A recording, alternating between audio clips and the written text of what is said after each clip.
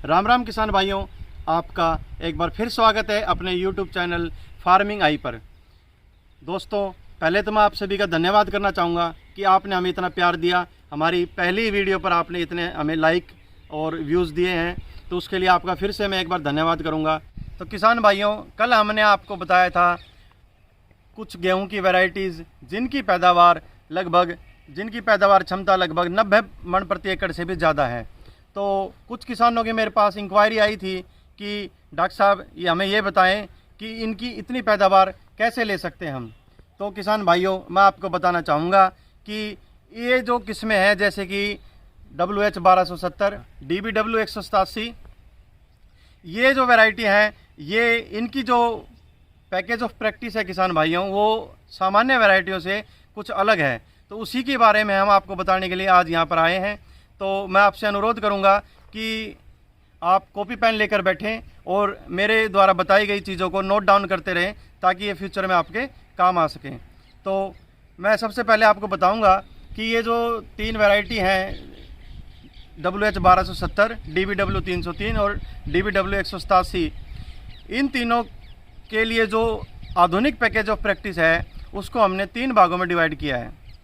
तो किसान भाइयों, मैं सबसे पहले तो आपको ये बताऊंगा कि ये जो तीनों वैरायटियां हैं ये सिंचित क्षेत्रों के लिए हैं, यानी कि जहां पर पानी की उपलब्धता अच्छी है और जहां मिट्टी की उपजाऊ क्षमता अधिक है, उन क्षेत्रों के लिए इन किस्मों की सिफारिश की जाती है। इसमें सबसे पहले हम आपको ये बताएंगे, जो इसका प्रथम भाग है इसका है इसकी बुआई का समय। तो ये जो तीनों वैरायटियां हैं इनके लिए हमें अगेती बुआई की सिफारिश की जाती है। अगेती बुआई का मतलब है हम लगभग इनकी बुआई 25 अक्टूबर से लेकर 5 नवंबर तक कर लें। यदि इससे लेट होता है तो फिर वो सामान्य बिजाई का समय होता है 5 नवंबर से 25 नवंबर तक। तो इन किस्मों को हम अगेती बोने के लिए सिफारिश की जाती है।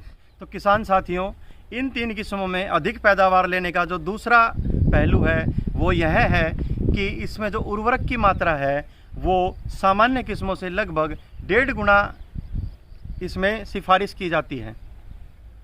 तो हम आपको ये बताना चाहेंगे, इसकी जो सिफारिश है, यूरिया की जो सिफारिश है, इन किस्मों में जो यूरिया की सिफारिश है वो लगभग 3.5 कट्टे की है, लेकिन जो सामान्य किस्मों में यूरिया की सिफारिश की जाती है वो लगभग 2.5 कट्टे की जाती है।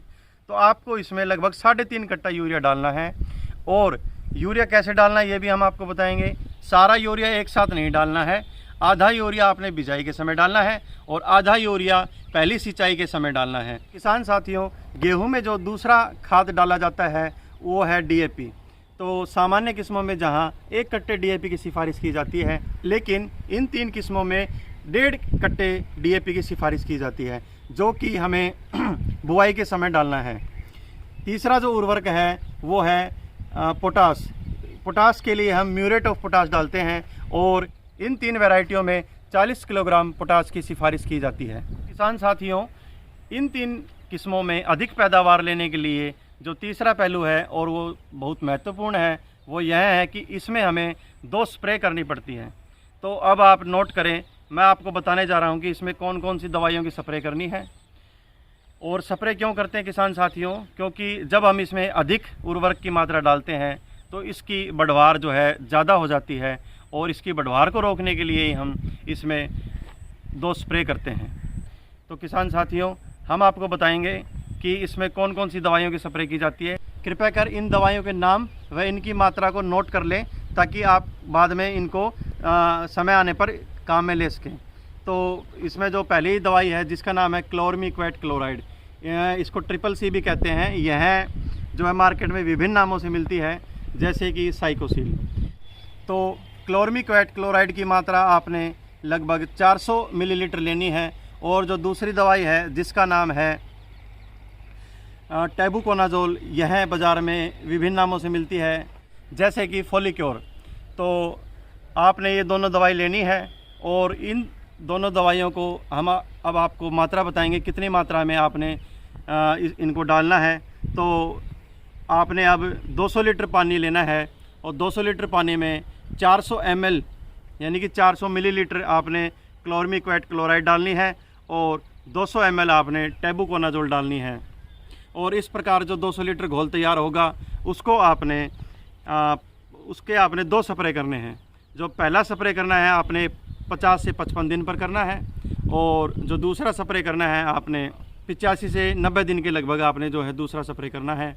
और इस प्रकार जो है आप इनकी जो बढ़वार जो ज़्यादा होती है उसको आप रोक पाएंगे।